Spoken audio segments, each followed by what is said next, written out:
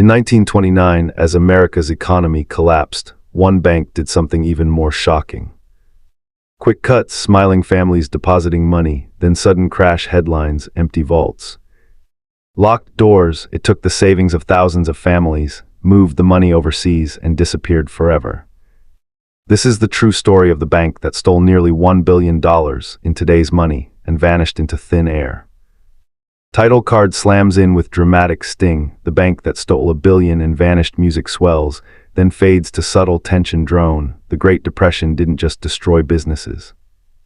It exposed the darkest secrets of banking. In the late 1920s, ordinary Americans trusted banks with everything they had. Farmers deposited the money from selling their land. Factory workers deposited their weekly wages. Widows deposited life insurance checks meant to keep them afloat. Banks were sacred. They were supposed to be safe, stable, permanent. Posters in every branch showed smiling families standing proudly in front of massive steel vaults. Your money is secure here, they promised. But behind those heavy vault doors, something sinister was already underway. This particular bank operated right in the heart of the Midwest.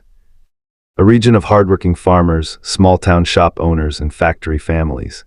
People who had never seen Wall Street but believed in the American dream.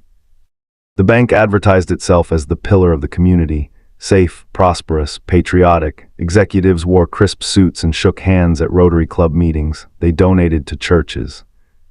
Sponsored local baseball teams, but inside the executive offices, a very different story was unfolding, quietly, methodically. Senior officers began transferring massive sums, wire transfers to accounts in Europe, in Switzerland, in Argentina, and other South American countries. They called it international investment, diversification, smart banking in uncertain times. In reality, it was escape money. Visuals, reenactment-style shots of men in suits at desks, typing transfer orders, overseas bank stamps on documents. They were preparing for the worst. And they were making sure they would be the only ones who survived it. Then came October 1929. The stock market, fueled by years of reckless speculation, crashed in a matter of days. Black Thursday. Black Monday, Black Tuesday. Panic spread like wildfire across the country. People who had never even owned a stock suddenly realized their local bank might not be safe either. Lines formed outside branches, first dozens, then hundreds, then thousands. "Give us our money," they shouted. But when tellers opened the vaults, sound effect, echoing metallic clang of empty vault, there was almost nothing left. Records carefully preserved showed the truth. Huge wire transfers. Millions upon millions, sent overseas in the weeks and months leading up to the crash. The executives, they were already gone. The front doors were locked. The lights were off. The staff had vanished. Some say they were paid to disappear quietly. The ledgers, burned, shredded, reduced to ash in metal drums behind the building. What remained told a horrifying story.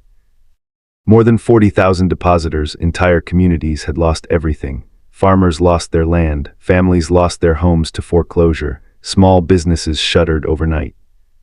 In the months that followed, newspapers reported heartbreaking tragedies. Men who could no longer provide for their families took their own lives. Widows who had trusted the bank with their husbands' final payments were left destitute. Investigators later calculated the stolen amount. In today's dollars, nearly $1 billion. The trail of money led to luxury properties, villas in Argentina, chalets in Switzerland, bank accounts in names that were impossible to trace back. The men who had caused this ruin lived comfortably. They drank fine wine. They watched their children grow up in safety, while back in the Midwest, their depositors stood in bread lines. Froze in unheated homes, watched their children go hungry, and perhaps most shocking of all, not a single executive ever served serious prison time. Some were questioned, some paid small fines. Most simply faded away, protected by weak laws, offshore havens, and the chaos of the Depression itself. This was not just theft, it was legalized betrayal. A calculated decision by men in power to save themselves at the expense of everyone who had trusted them. And it wasn't the last time banks would gamble with human lives. The Great Depression forced America to face hard truths about finance. New laws were passed, deposits were insured. But the question still lingers: how many more vaults are quietly emptying right now? How many more escape plans are being drawn up behind closed doors? Final shot, faded photo of 1930s bread line, slow zoom out to modern city skyline. History doesn't repeat exactly, but it often rhymes. Thanks for watching. If this story shocked you, drop a like, subscribe, and share it with someone who needs to hear it, because some secrets are only safe until the next crash.